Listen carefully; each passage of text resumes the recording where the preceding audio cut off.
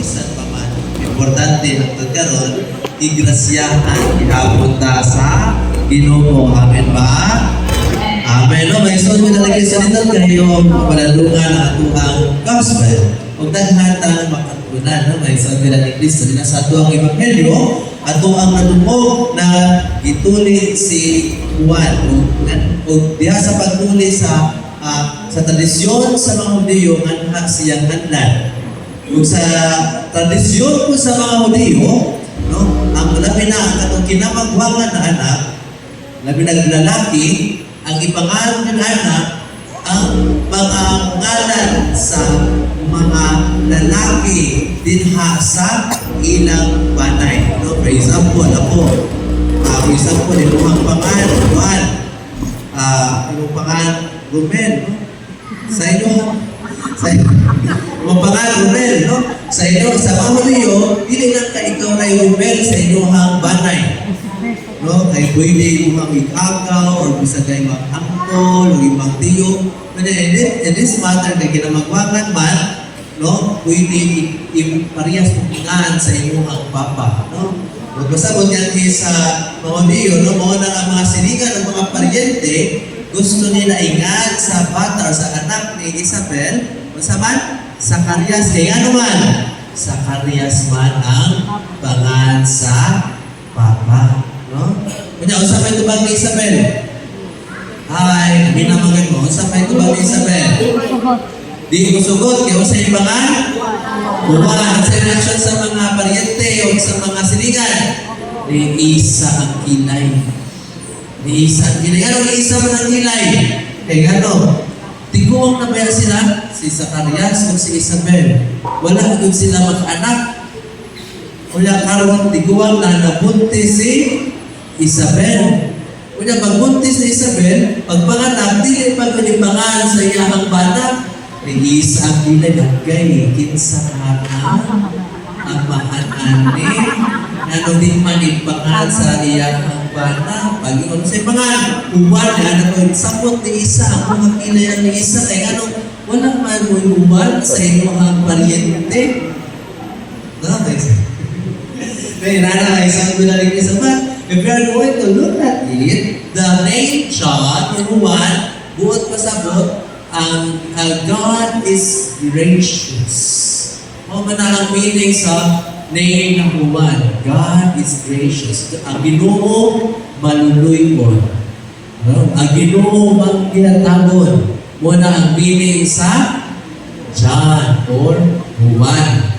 Una, din sa ito ang gospel, yung anyang story, because ipahinumduman ta, no, sa mga Hudiyo, sa ilang kasagaran ng ipangan, ang katulad ng pangata sa ilang mga kaparyentihan. Pero here comes John the Baptist, or John, no, ang iyang pangan, wala sa iyang kaliwat. Ipahinumduman ta that the graciousness of God, ang kaayo sa Ginoo, wala ni nag-focus lang sa usang grupo sa mga Hudiyo. Ang kaayo, ang grasya sa Ginoo, it's inclusive alang sa tanan. Mo na siya usa sa ato ang makatunan dinhi sa ato ang gospel na ang kaayo sa Ginoo alang sa tanan. Okay, so ang pagpasaylo sa Dios alang sa tanan, ang pagluwas sa Dios alang sa tanan. No, may so to na ni Kristo mo na usa sa ato hinumduman, no? Kanya, dito ito kayo hinumduman mga isuot ko na ni Kristo, kinigrasya o kaayo sa Ginoo. Because, oftentimes, no, pag-conflict yun ang graciousness or the graciousness of God, ang kaayo sa Ginoo, versus or kontra sa weakness and limitation of man. Kasagaran nato pag-focus kaayo ta sa ato ang mga limitations, sa ato ang mga weakness, makalimot ta paghihapon pagtan-aw sa ato ang mga grasya. No, may isuot ko na ni Kristo, no? For example, no, kung naa kay kaupan sa trabaho na muragahan kayong ulo, no, sapot-sapoton ka, no, kaya nga naman kung sa matawag, because you are weak. Hindi ka maglakot, masukot ka, masayok ka, ma-frustrate ka, masuko ka, murag yapa, murag unsa man ang kapatid ning akong adlaw. May utang isuot ko na ni Kristo. O na ni kauli din mo sa inyong balay, o sabay magbuhaton dito, magbukot dayon ka. Mga sapa na dayon ka sa imong asawa, mga sapa na dayon ka sa imong mga anak, kay ano man, gubak naman imong adlaw. Na-frustrate naman ka sa imong kaugalingon. Nakalimot ka na kining mga tao, imong bana, imong asawa, imong mga anak, grasya ni blessing ni gikan ni sa Ginoo gihatag sa imuha na pwede nimong isuryamon kay base na ay mga maayong nahitabo sa ilang adlaw na mapupoy makalipay nimo. Nakalimot ka pagpangutana base ni imong anak mo nang laba. Ginabhan niya yung sinita. Kung na ikaw na amahan o ikaw na sinahan, malipay ka kay nakaanak kang buutan. Masahay, buutan na gani imong anak, buutan na gani imong asawa, buutan na gani ang imong bana. Masukok kaya mo, guba kaya mo imong adlaw. Kaya nga naman, na-focus maka sa mga limitations, sa mga weakness, sa mga bakti na mga pagkitabo. Ipahilugtuman ka sa Ginoo, God's graciousness is, ano ba? God is encompassing. God's graciousness is kanunay, consistent, and constant.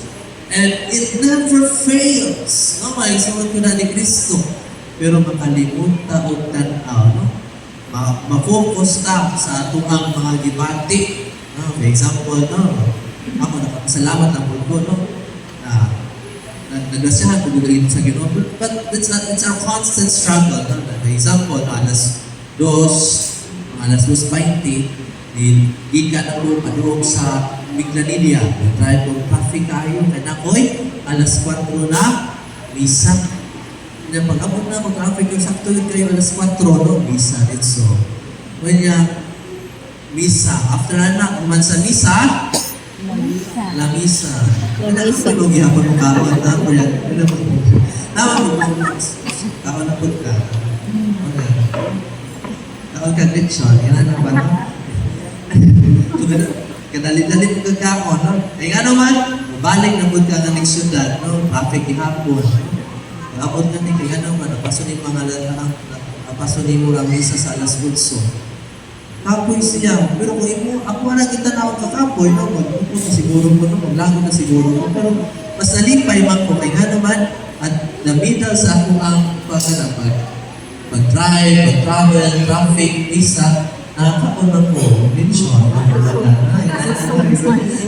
Kaya pag-gawa man nakamisa, pag yun nakabot, wala ko na late. Kaya naman, pag-count sa grace, pag-count sa blessing.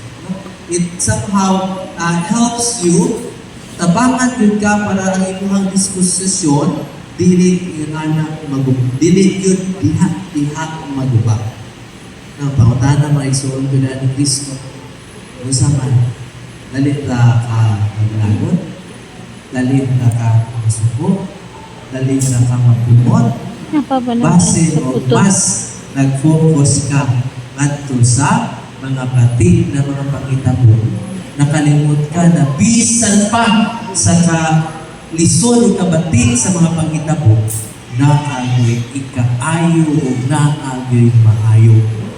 Kung sa may ato ang uhaton, atuan na gano'n siyang pangitaon, we should search for it. No? Kapila ka mahagbog sa iyong exam, no? Sa iyong test, kapila ka magrivalita, dili ka kinahanglan magkuhan, dili ka kinahanglan magbuhon. Kaya naman, sa ika-graduate ninyo, ikaw ang pinaka-bright. No? Kapila ka balik o retake ba? Sige ka retake, katulong o upat.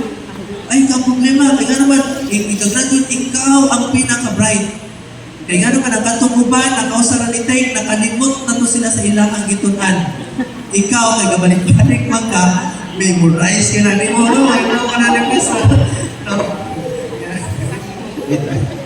Katakan na ka na tinuod pa yan, di ba?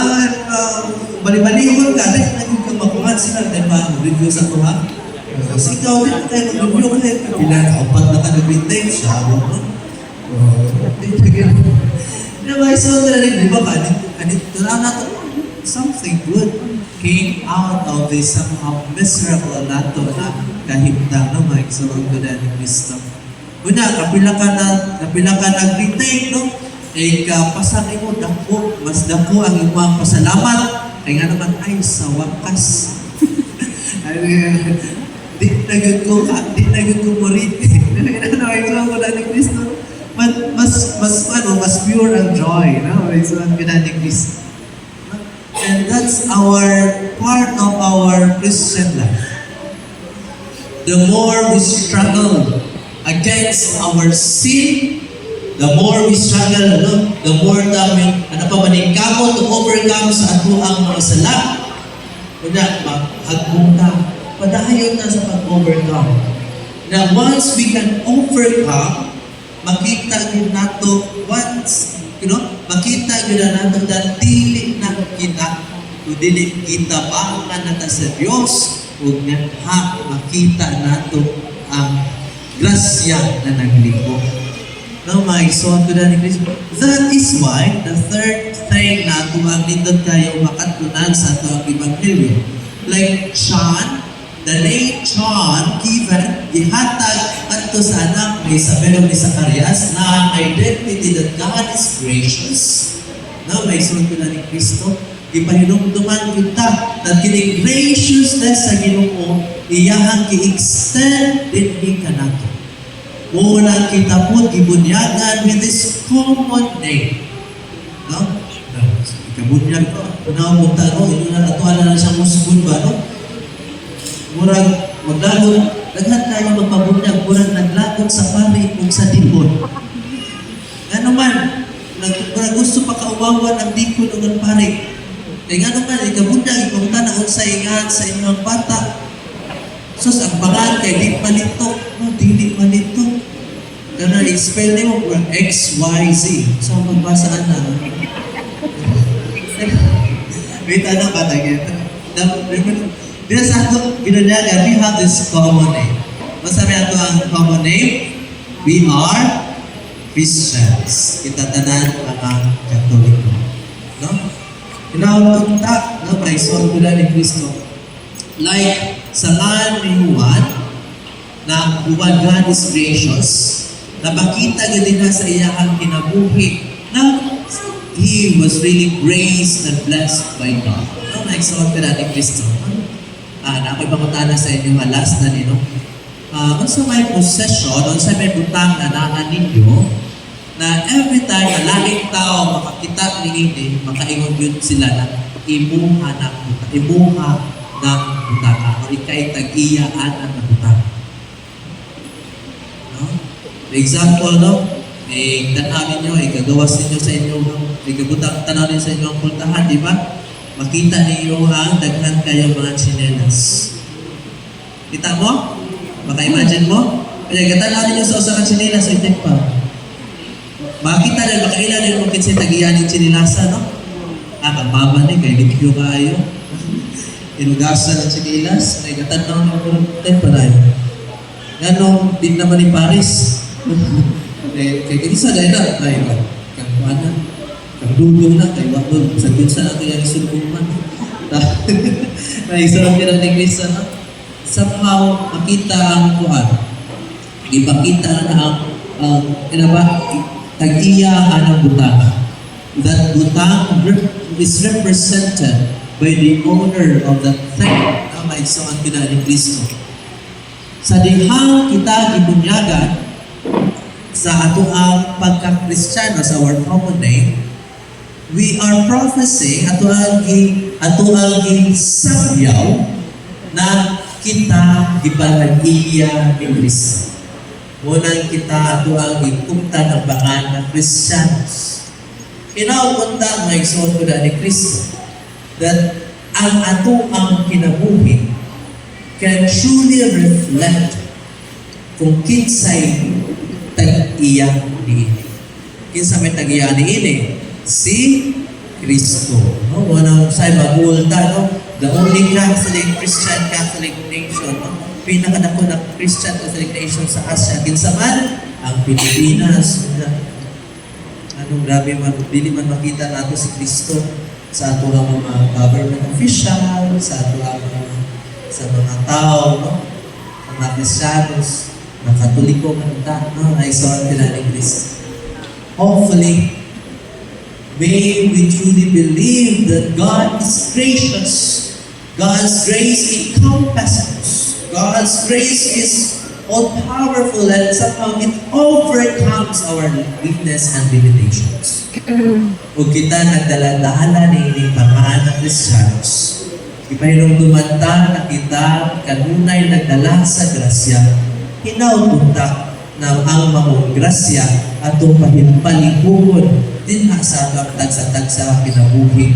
Ato ang harion din sa tagsa-tagsa atong pangkunabuhi. Ug atong palihon din sa atong tagsa-tagsa kinabuhi. No, nagsuon ko na ni Kristo aron nakita nato every time we profess that we are Christian, we are Catholic, then we are truly representing or memorizing or reflecting the Christ which owns our lives ang Kristo na mangitag-iya sa grasya nag-ihatag na natin.